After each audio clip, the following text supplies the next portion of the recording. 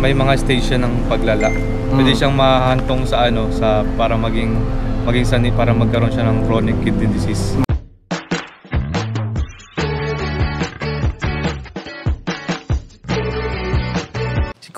Si Kuya Jens, ano yan, reactor natin yan. Official reactor. Hello mga kalingap! Welcome back sa aking YouTube channel, is Kuya Jens. So kung bago ka lang sa aking YouTube channel, huwag niyo pong kalimutan mag-subscribe at click the bell button para like ka updated sa ating mga bago-upload na video. At huwag po natin kalimutan suportahan ng Butim Kalingap sa pangunguna ni Kuya Val Santos Matubang, Ate Edna Vlog at syempre Kalingap Rob.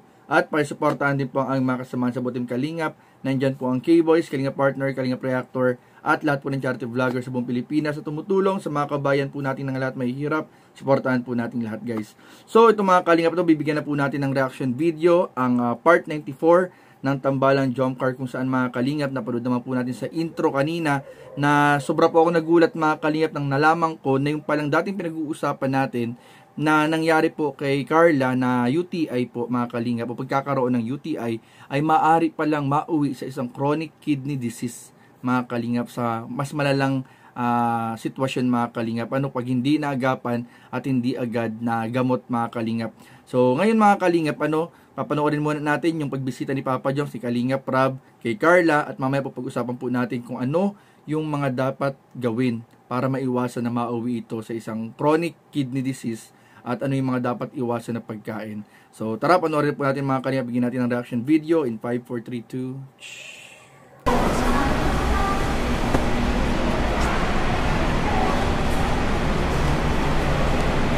Uy!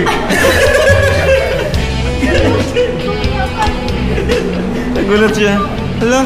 Ba't ka dyan? Sisingal nga rin po ako. Hindi ko pati nakilala. Naka-ano ka pa? Naka-swero ka pa? Wala po signal ko yung sa lupay. Grabe. Wala, chat, andito naman na ako. Kaya po na po ako Tani mo, ito rin. Saan ang room nyo?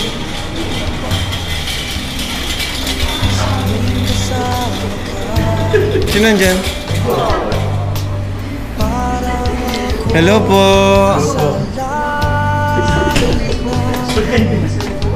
Ate, ba't ka nagtatago ate? Ano sila mama mo? Umalis na? Patayin mo yung ilaw. TV. Oh, ano ako yung TV? Yung TV mo. Grabe. Kailan na lang kung bigyan siya, Nasa pa. Ito set o. Ito sa set. Para dalawang camera. Ano daw sabi ni Carla? Anong findings? Ano po yan? Acute UTI po. Acute UTI?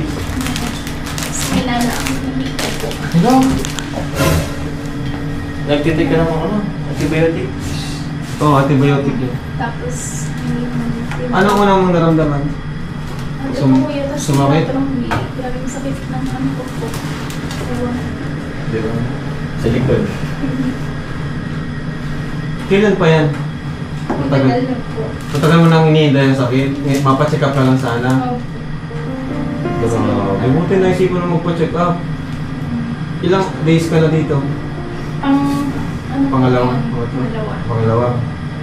Ano sabi? Mga ilang days ka pa daw dito? Baka po, bukas po yung nawala na po yung back pain, pwede na po ma-discharge. Alam ko na parang alam ko na kung bakit ka nagkawin mo yan. Kakaya mo kasi ng C3. Kakaya mo ng chicken spaghetti, yan tuloy. So, okay lang. Pero ito ibigay ko muna sa'yo siyempre. Ha? Parang namumot ka ngayon. Okay lang ba yung ano mo? Nagsuka nga po. Nagsuka ka? Tagal hindi pa lang. Naglayan tayo yung check ko. Or sure yung mga bawal sa'yo. Bawal na masyadong sugar. Nataas ang sugar.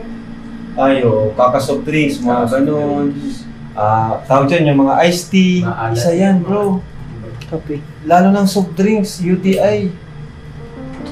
Mga processed foods. Processed food. Fast food. Yun ang iwasan nyo.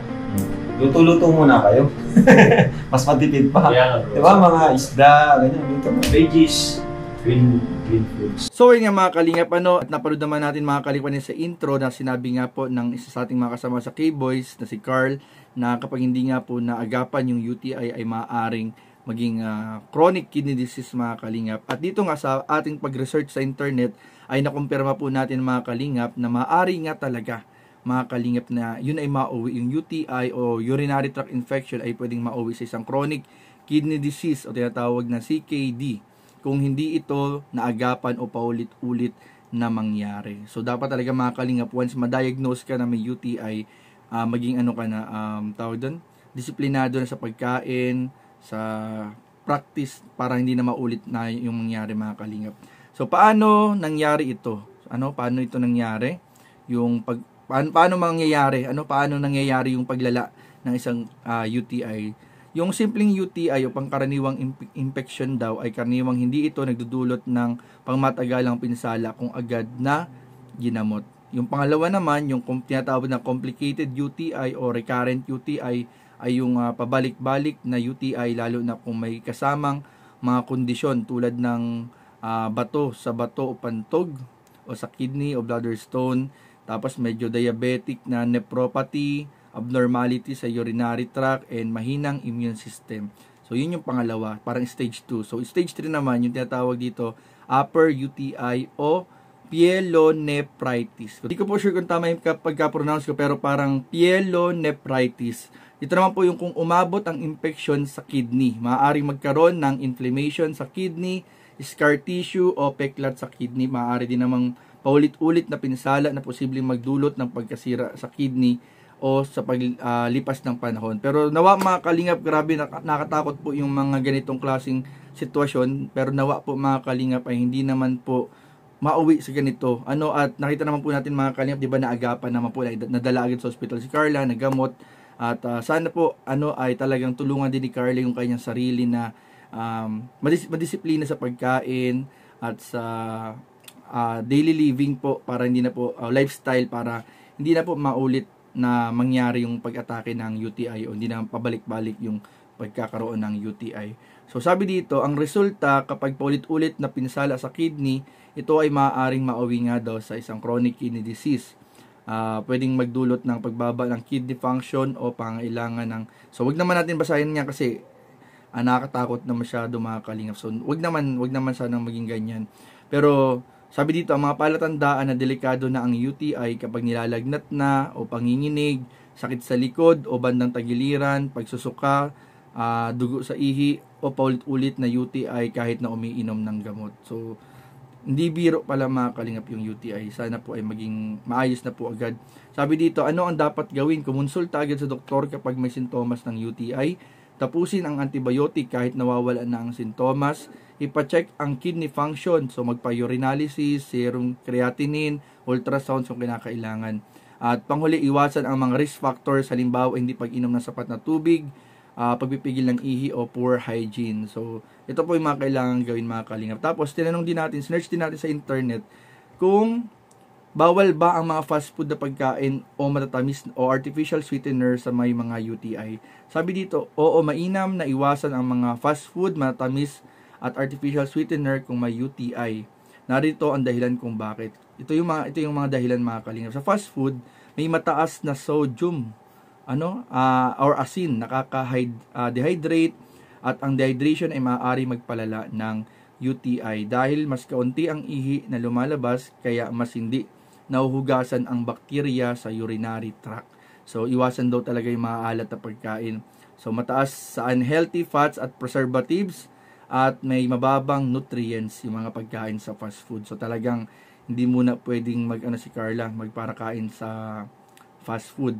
So ito naman yung dahilan na bakit kailangang iwasan yung mga matamis, lalo na yung refined sugar.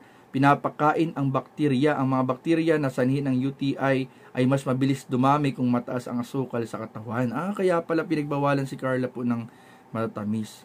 Nakaka-depress ng immune response. Binabawasan ng sobrang asukal ang kakayahan ng katawan na labanan ang infeksyon. Kaya bawal po ang matatamis.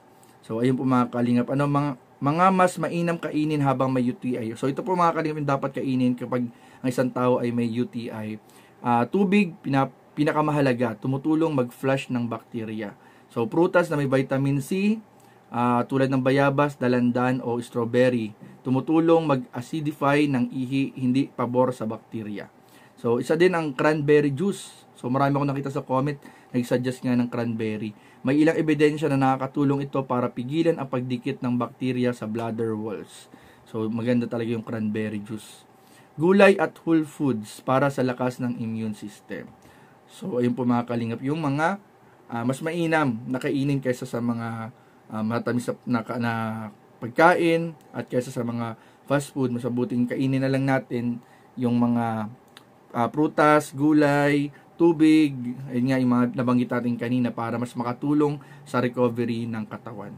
So, yun lamang po mga kalingap at sana po mga kalingap patuloy po natin yung pag-pray si Carla na sana ay tuloy-tuloy na yung kanyang paggaling, pag-recover at sana ay hindi na bumalik yung pagkakaroon ng UTI na hindi naman maging mauwi sa pagkakaroon ng kidney disease mga kalingap.